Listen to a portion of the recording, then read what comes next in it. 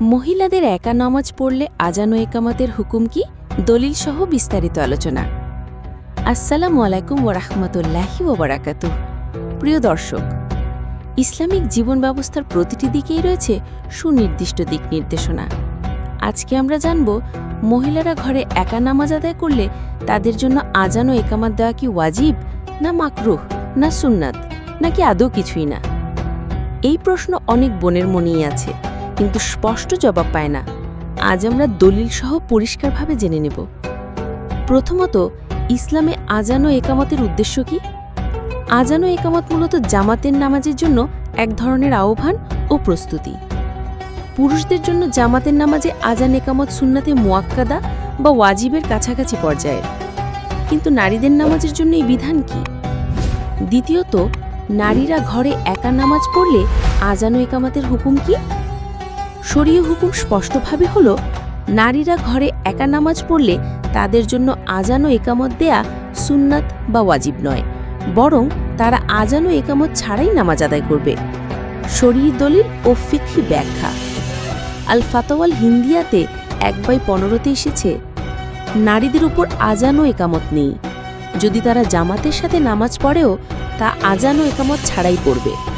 তবে যদি তারা তা দেয় তাহলে নামাজ শুদ্ধ হবে, কিন্তু এটা অপছন্দনীয়। ইসলামিক স্কলারদের মতামতকে আমরা এখন জেনে নেব। দারুল উলুম দেওবন্দ, জামিয়া বানরি টাউন, মুহাদ্দিসিন এবং ফিকহি কিতাবসমূহে একমত যে আজান ও একামত শুধু পুরুষদের জন্যই নির্দিষ্ট। নারীরা ঘরে একা নামাজ পড়লে তাদের আজান ও একামতের দরকার নেই।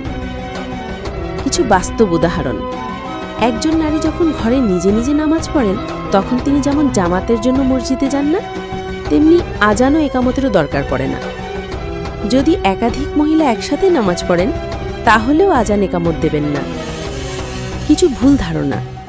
অনেক সময় শোনা যায় আজান দিলে নেকি বেশি, তাই নারীদেরও আজান দেওয়া উচিত। এটি একটি ভুল ফতোয়া বা নিজস্ব মত। কোনো সহি হাদিস, ফিকহ বা ইজমা দ্বারা এর সমর্থন নেই।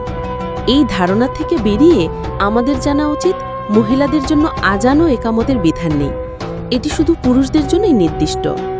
নারীরা আজান ও একামত ছাড়াই নামাজ পড়বে, এটাই সহি শরঈ বিধান। হাদিস থেকে সহায়ক বক্তব্য। নবী সাল্লাল্লাহু আলাইহি ওয়াসাল্লামের হাদিসে নারীদের আজান ও একামত নিয়ে কোনো দলিল নেই, বরং সাহাবী নারীরা নিজেদের ঘরে ইবাদত করতেন, কখনো আজান বা একামতের প্রয়োগ ছিল না।